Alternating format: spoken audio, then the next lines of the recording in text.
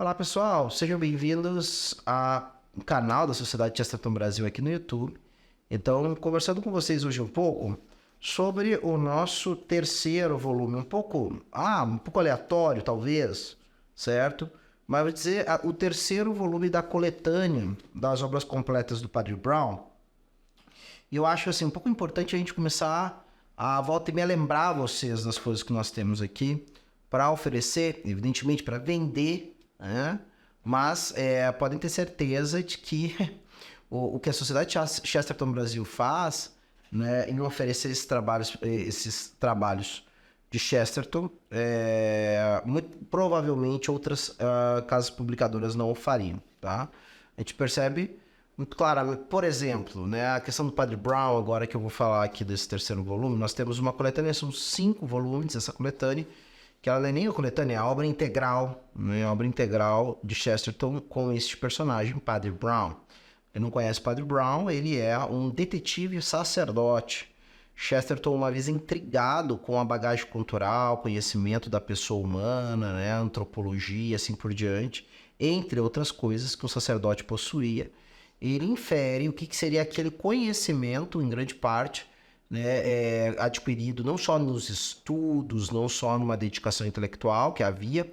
No caso, o padre, né, que inspira o Chesterton, é um amigo dele, o padre, né, O'Connor, né? Então, esse padre, além de ser um homem que estudava, além disso era um homem que, por ser padre, estava muitas vezes em locais onde os outros não estavam, né? Muitas vezes dentro daquele, nos estertores de morte de alguém, na intimidade de sofrimento de uma família, confissão, então, as pessoas contavam todas as variações, né, que poderia haver no ato humano de pecar, certo? As direções espirituais e assim por diante. Então, com esse mundo de coisas, esse padre, claro, sem nunca quebrar o sigilo de confissão, mostrava ter um grande conhecimento do mundo, da realidade. Inclusive, é um pouco a empáfia de 2 jovens que falam sobre o padre, e meio que desprezam o padre como um pobre e cândido, ingênuo homem que é protegido das agruras do mundo, então vivia uma vida sem sonhado que seria capaz do ser humano. E aí Chesterton quer mostrar que é muito pelo contrário, certo? Então nós temos aqui, inclusive, na primeira coletânea, vocês vão ter, inclusive, um momento em que é a Cruz Azul, famoso, né? Claro que isso é sempre um convite para que vocês invistam. Agora nós estamos com uma edição mais acessível ainda das obras do Padre Brown. Vocês podem ver, brochura, ou seja, é uma capa mole, o que para muitas pessoas, várias pessoas comentam comigo, Rodrigo, eu prefiro a brochura, posso levar de maneira mais tranquila na bolsa, posso mexer como eu quero. Alguns não têm essa sacralização do objeto livro, não gostam de pegar, anotarem, colocarem as suas referências. Nós fizemos uma edição onde continua com o mesmo projeto gráfico. Temos aqui as figuras capitulares em cada começo de conto. Nós temos aqui uma ilustração, por exemplo, tá? E aí, então, é todo um projeto gráfico que muitas pessoas já conhecem, continua o mesmo, tá? Então, nós estamos aqui com isso. E então, nesse primeiro livro da coletânea, A Cruz Azul é o primeiro conto, ele vai ter um momento que ele dialoga com o criminoso. E tu vê claramente que o Padre Brown conhece certas peripécias criminais que o criminoso em questão que ele está conversando não conhece. Então chega uma hora até que o Padre Brown diz assim, mas você não fez tal coisa. E aí o criminoso dá o que eu não fiz? Graças a Deus. Você já não chegou tão longe. Então assim, o Padre Brown conhecia, claro, sem ter necessariamente se envolvido nem feito, mas ele conhecia coisas do mundo do crime que o criminoso, que é o interlocutor dele, não conhecia. E é muitas vezes isso que deve acontecer mesmo. Que nem algumas pessoas querem duvidar da capacidade de um sacerdote de aconselhar famílias, homens casados, ou até mesmo uma mulher casada, porque não está no que alguns chamariam muito levianamente no seu lugar de fala, né? Ou seja, ele não é casado, ele não é mulher, ele não tem filhos, não sei o que mais. E aí é comum já as pessoas lembrarem a quem faz esse questionamento justo, na minha opinião, afinal de contas, alguém que confia no padre bota muita confiança. Quem confia num sacerdote via de regra, vai confiar muitas coisas para ele. Então vale a pena fazer essas perguntas. Essas perguntas são adequadas. Mas a quem faz essas perguntas, o que sempre se lembra é o seguinte: bom, você tem experiência da sua família. Esse sacerdote tem experiência de várias famílias que procuram nele conselho, apoio, consolo e assim por diante. Tá? Então o Chesterton pensa isso. Como é que um homem que traz essa bagagem enorme, né, de conhecimento acerca do ser humano empenharia isso num olhar dedicado a descobrir um tipo específico de pecador, que é o criminoso. Né? Nem todo pecado é crime, certo? E às vezes alguns crimes não são pecado. Se a gente tiver um governo injusto, talvez seja crime justamente aquilo que é justo. Talvez, por exemplo, proteger o inocente se torne um crime entre pessoas más. Talvez professar a verdadeira religião se torne um crime entre pessoas más. E assim por diante. Às vezes defender a liberdade se torna um crime entre tiranos. Né? Mas, bom, graças a Deus, na maioria dos casos, crime e pecado estão no mesmo pacote. Né? Então, como é que esse padre... E é claro, a vida do Padre Brown como personagem envolvia muitas outras coisas, certo? Que não é somente a questão de ficar resolvendo crimes. O que Chesterton nos entrega é um recorte desse padre, que é o padre de uma paróquia simples do interior da Inglaterra, certo? E o que acontece na vida desse padre quando esse padre, entre os milhares de afazeres de visitar os doentes, celebrar a Eucaristia, ouvir confissões, visitar as famílias, assim por diante, quando esse padre topa com algum crime que não se consegue, né, descobrir o que é. E é claro, né, sempre lembrando, o Padre Brown ele é um personagem muito interessante, porque ele vai ser uma outra proposta. Alguém poderia até dizer assim, eu acho um pouco leviano dizer isso, mas ele é o oposto de um outro personagem, que é o famoso Sherlock Holmes, Sir Arthur Conan Doyle, certo? Eu diria assim, é o oposto, talvez fique um pouco forte, mas com certeza ele é uma outra proposta. Isso é muito legal, porque é um convite principalmente para você que gosta de histórias de detetive. Tá? A gente sabe que existe aí, hoje em dia, chamar de miríade talvez seja um exagero, mas existe uma variedade muito interessante de tipos de detetive diferente. Tem desde do detetive aristocrático, como é o caso do detetive da Dorothy L. Sayers, ou então, melhor, Dorothy L. Sayers. Há um tempo atrás eu ouvi alguém falar Sawyers, fiquei com isso na cabeça, mas não é Sawyer, é Sayers. Eu poderia ter, então, o Cavaleiro Excêntrico, como é o caso de Sherlock Holmes. Eu poderia ter, então, o Detetive Noir, como é o caso, por exemplo, dos detetives, né, de um Raymond Chandler, ou mesmo agora os detetives de Robert Galbraith, né, Camorra Strike, que é claramente o Detetive Noir, até com algo de grotesco, né, porque grotesco eu não digo, isso é uma coisa que hoje em dia... Hoje em dia, em qualquer época, pode acontecer com qualquer um, não tem nada de grotesco nisso. Mas que é algo chamativo, do ponto de vista... uma exceção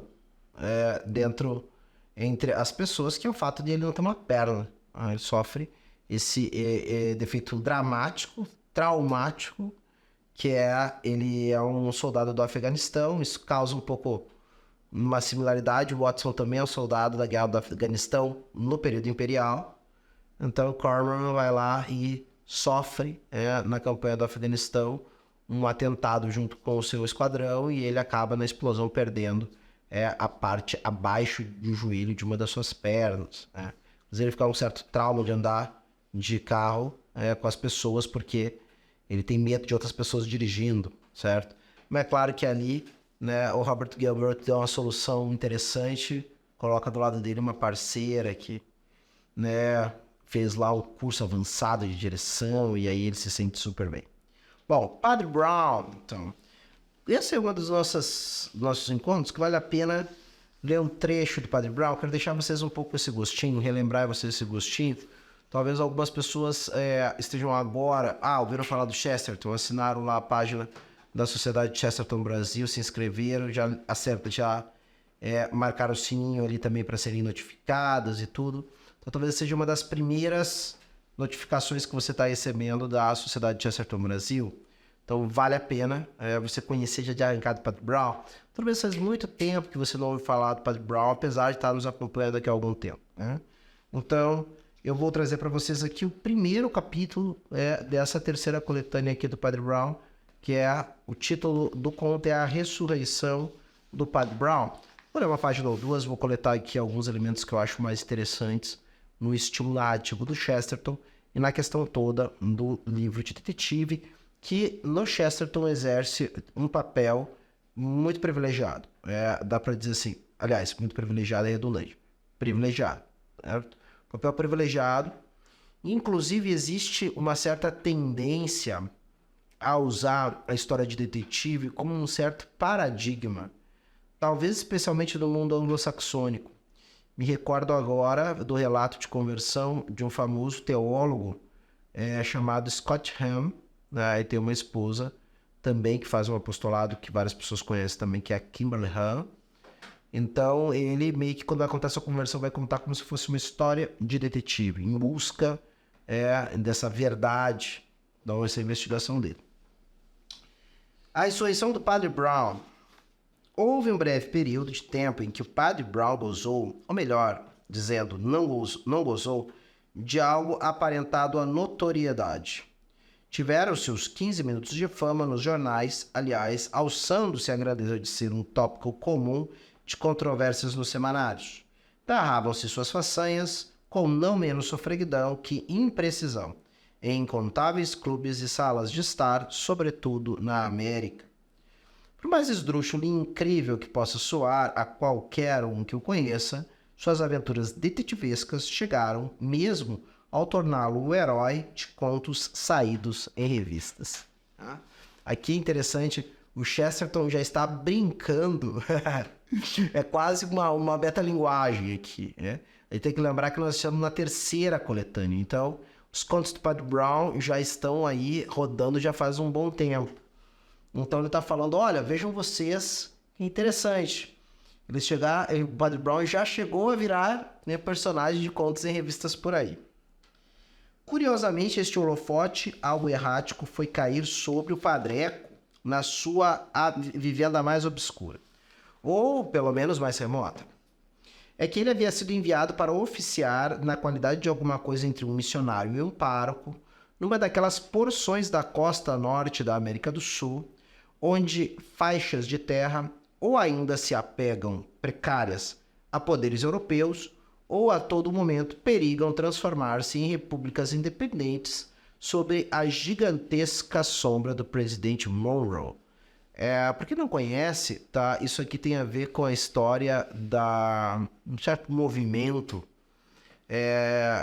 que tinha nos Estados Unidos como porta-voz da ideia de uma América para os americanos, ou seja, isso não só referente aos Estados Unidos, mas referente ao continente americano em si, certo? Com um certo apoio dos Estados Unidos às independências e à diminuição da influência europeia sobre as ex-colônias europeias, ou mesmo o fim das colônias que ainda haviam.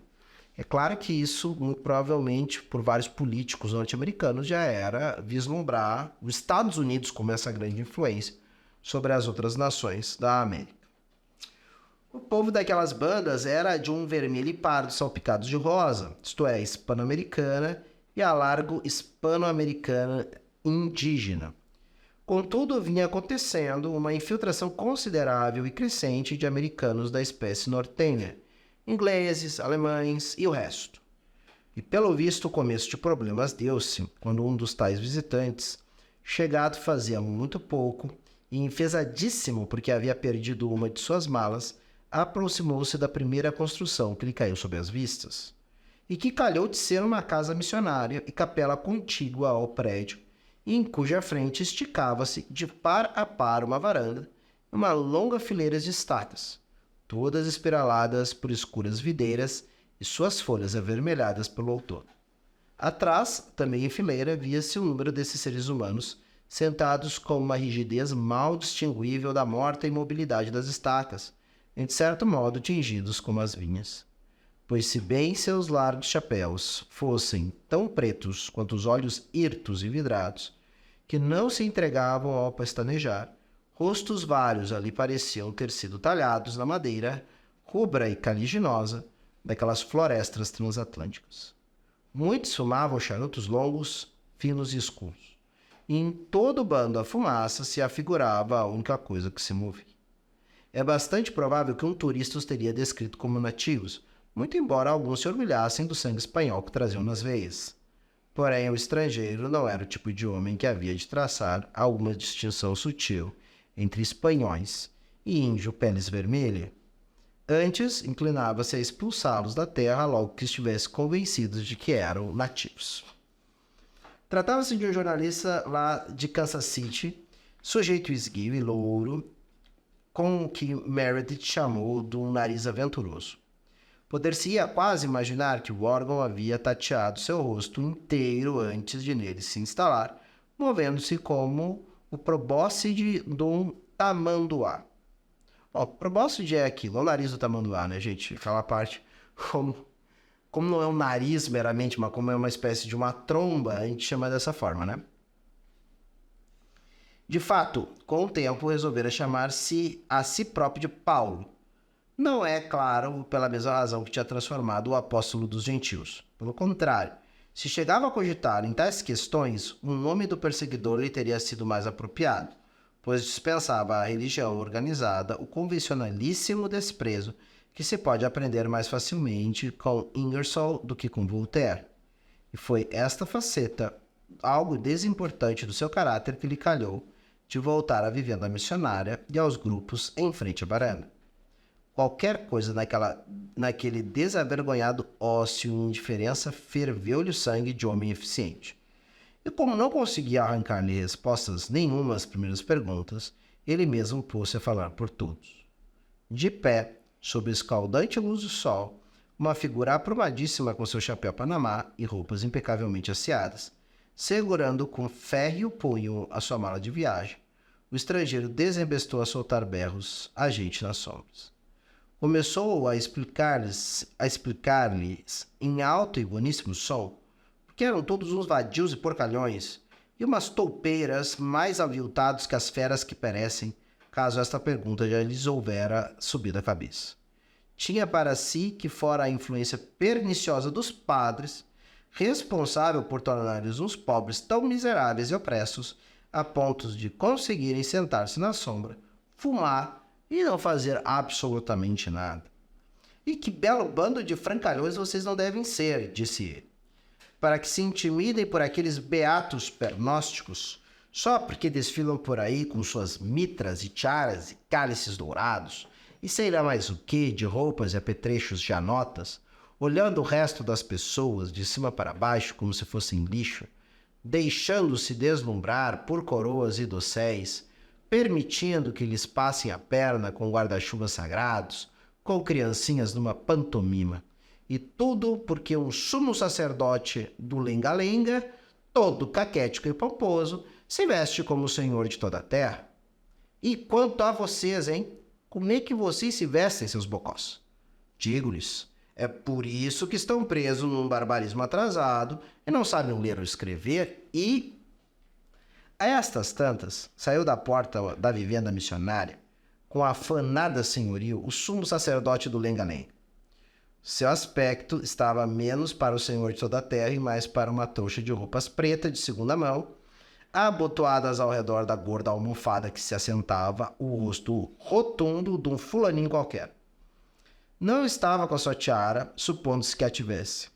Trazia na cabeça um chapéu esfarrapado de abas largas, quase distinguível dos chapéus de índios e espanhóis, e que ele empurrara para trás da cabeça com gesto agastado. Parecia prestes a dizer algo para os nativos imóveis quando se deu conta do estranho e rapidamente falou. Poderia ajudá-lo? O senhor gostaria de entrar? O Sr. Paulo Smith lá entrou. E deram seus primórdios de um aumento considerável do saber daquele homem da imprensa sobre muita coisa. Podia-se supor que o instituto jornalístico sobrepujava seus preconceitos, como só é de ser o caso com jornalistas inteligentes. E ele entrou a fazer perguntas à torta direito, cujas respostas muito interessaram e surpreenderam. Descobriu que os índios sabiam ler e escrever, e isto pela simples razão de que o padre lhes ensinara as letras, mas que não liam ou escreviam a não ser que fosse absolutamente necessário, em virtude de uma preferência natural por comunicações mais diretas. Aprendeu que aquela gente estranha, sentada por aí em montículo sem mover o seu cabelo, podia trabalhar duríssimo em seus próprios bocados de terra. Sobretudo aqueles que eram mais do que meio espanhóis, aprendeu ainda, mais assombrado, que todos eles tinham um bocado de terra e que eram realmente seus. Esta última parte vinha de uma tradição turrona que parecia um tanto nativa aos nativos. Porém também se via o dedo do padre, primeiro e único dedo seu que jamais chegara a tocar na política, ainda que apenas na política local. Pessoal, eu vou parar por aqui porque eu acho que eu já dei um pouco o mote, né, de como é que é a escrita do Chesterton e do Padre Brown para quem não conhece, tá? E é muito interessante porque, no fundo, quem já leu, quem já teve a experiência de ler, certo, o Padre Brown ler o Chesterton, né, nos seus artigos, nos seus ensaios, ou quem sabe até mesmo num livro de maior fôlego, como é, por exemplo, Ortodoxia, ou O Nome Eterno, ou então Hereges, que na verdade aqui eu cito porque compõe o que nós aqui elencamos como os clássicos do Chesterton, né? Inclusive vendemos numa belíssima edição com box, capa dura, aquelas coisas todas. Tá? Você já percebeu um pouco que aquilo que o Chesterton apresenta através de conceitos, ideias, meio que imagens, certo? Nos seus artigos e escritos, que eu chamo de proposição de ideias, aparece aqui revestido de alguns elementos que eu posso chamar de dramáticos ou então literários. O Chesterton, muitas vezes, ele acaba dizendo, muitas vezes não, mas tem um relato do Chesterton, que ele não consegue ou não se diz literato, tá? No sentido estrito da palavra. E, de fato, se a gente vai olhar, a escrita do Chesterton, ela tem sim, eu acredito, e não podemos pensar diferente, o objetivo de divertir as pessoas. Até mesmo porque há um ensaio, há um artigo melhor de jornal, onde Chesterton diz assim, olha, quando eu vou fazer um artigo, vou escrever algo, ou mesmo falar, eu tenho, claro, uma proposição, uma ideia, algo a falar, defender ou atacar. Porém, eu sempre quero que a pessoa que se aproximou do meu escrito ou da minha fala possa sair ao menos com a satisfação de ter visto alguém falar bem e, segundo, de alguém falar algo divertido. Que pelo menos ela tenha uns jogos de palavras na cabeça para lembrar que, poxa vida, como eu discordei daquele homem, mas ao mesmo tempo, como me diverti ouvindo ele falar. Né? Então o Chesterton tinha esse objetivo. E você, quando o lesse, ou no caso, quem teve o privilégio de escutá-lo, você saísse dali, então, com aquilo ali, pelo menos ouvir uma bela peça de retórica, pelo menos ouvir alguém falando bem, pelo menos ouvir alguém falando com humor, com energia, com entusiasmo, alguém fazendo bom uso da capacidade de fala que Deus deu ao ser humano. Né? Mas a outra parte, parece que Chesterton não está tão preocupado em criar grandes peças literárias. Quando eu digo isso, eu digo do ponto de vista não de que ele não tenha criado. Inclusive, alguns colocam que certas coisas em Chesterton acabam estabelecendo como que uma vanguarda literária. Por exemplo, a questão do nonsense que ele apresenta no Homem que Era Quinta-feira, certo? Ou mesmo certas tramas ou maneiras de desenlace de história que ele apresenta em tantas histórias do Padre Brown. Tá? Com certeza algumas das pessoas que leram ou que foram bem formadas para a escrita e tudo mais, que passaram por Chesterton com significância, levaram algo do seu talento narrativo que realmente existe. Tanto na questão de contar uma história fictícia, como na hora de contar também, né, alguma coisa que não é fictício. A gente vai olhar, hoje em dia, um dos caras mais conhecidos contemporaneamente como um criador de histórias, como um autor contemporâneo, e um cara que já mostrou a que veio, né, com muitos roteiros de HQ escrito, com um livro publicado. Não é que seja um gênio, nem tampouco que é um cara, meu Deus do céu, né, com ter uma obra genial, coisa que eu valha, mas é com certeza um cara muito conhecido hoje em dia e que passou por uma leitura vasta de Chesterton. Chesterton foi tão importante para essa pessoa que eu falo, que no caso é Neil Gaiman, que chegou a se tornar um personagem dentro de um dos seus quadrinhos, que é o Sandman, primeiro volume, se eu não me engano é isso, ou o segundo, acho que é o segundo volume, o Chesterton se torna um personagem, não com o nome de Chesterton, mas ele se chama, na verdade, se apresenta como Gilbert. Vocês sabem que é o primeiro nome do Chesterton, certo? E ele representa como que uma alacridade, uma alegria. Seria o lugar, nessa história de que fala do Rei dos Sonhos, seria o lugar onde as pessoas iriam para sonhar com o paraíso, em outras palavras. Né? Então ele representa Chesterton dessa forma. Então vocês têm isso. É evidente que Chesterton tem um jeito muito bacana de narrar, de contar histórias, de nos fazer nos empolgar. Muitas vezes a gente tem aquele efeito que acontece nas boas histórias, de fazerem a gente dar aquela respirada mais rápida e assim por diante. Mas a gente percebe muito claramente que as suas ideias, a sua filosofia pessoal está perpassada na história. E uma das coisas em que aparece isso é, por exemplo, todo esse caminho que muitas vezes ele faz para mostrar que nós temos dificuldades que não percebemos, como civilização, como meio de realizar as coisas assim por diante, tá? Então, assim, algumas vezes alguém quer encarar o Chesterton como conservador. A gente pode dizer assim, o Chesterton, na verdade, me parece sobretudo aquilo que eu percebo nos católicos, né? Ou seja, tem coisa que um católico vai defender que permaneça a mesma coisa, porque ele tem a convicção de que aquilo é correto, acabou, e não tem e pode ir para a fogueira por causa disso aí. Mas quando ele percebe que algo não é correto também, se ele realmente foi informado por essa ideia, não tem a mínima dúvida em jogar pela janela, porque é aquilo, né? O momento que eu percebo o erro, eu mudo do erro e acabou. Não me interessa se as pessoas estão errando assim há 2000 anos, tá? Então ele parece ter isso. E aí é apanhar de todos os lados, né? Ele apanha tanto de ditos conservadores, como de ditos progressistas e assim por diante. E uma das coisas que ele vai mostrar aqui é algo que talvez ficasse simpático para alguém, principalmente agora, toda a onda de decolonialismo, de fazer, né, toda uma legenda negra do processo das colonizações e assim por diante, tá? Então esse tipo de coisa. Ele gostaria de olhar para, não tem outra palavra para dizer, para a babaquice desse americano aqui, que sem conhecer nada do contexto daquelas pessoas, sem ver um dia na vida delas, sem conviver, sem perguntar sequer, ele já julga esses homens como grandíssimos vagabundos e, não satisfeito com isso, faz a deselegância em qualquer lugar daqui até as bordas do universo de dar ao outro um conselho que ele não pediu. Então, e assim segue até ser interpelado por um padre que quebra todas as suas categorias, e, né, apesar de ter todo o desprezo pelo ritualismo da Igreja Católica, assim por diante, faz todo sentido a origem calvinista de muitas das populações da Inglaterra, e assim por diante. Da Inglaterra não, dos Estados Unidos, melhor dizendo. Ele se encontra com isso, e aí começa uma conversa, um diálogo com um padre que é muito boa.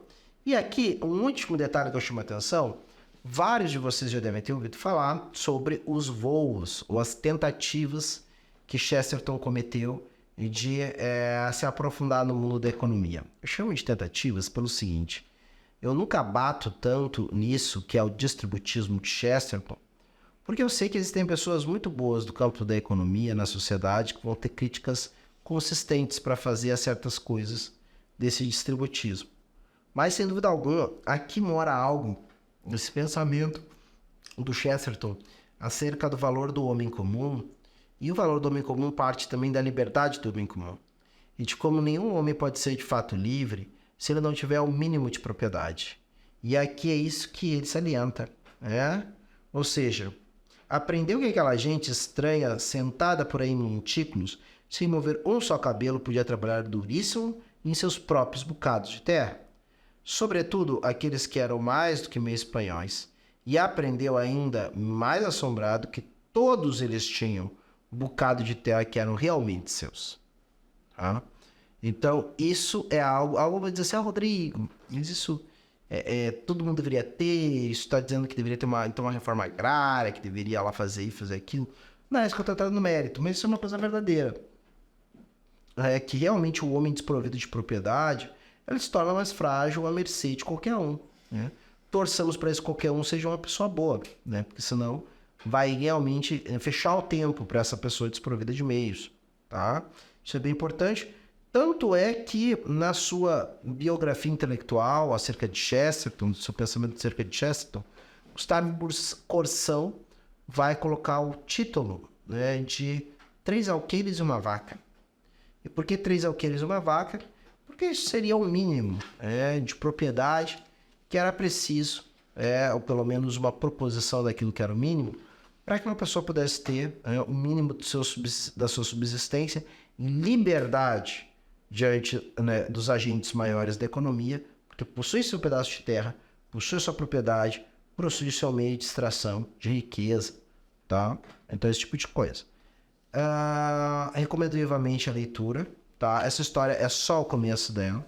Vai vir uma série de outras coisas e eventos aqui.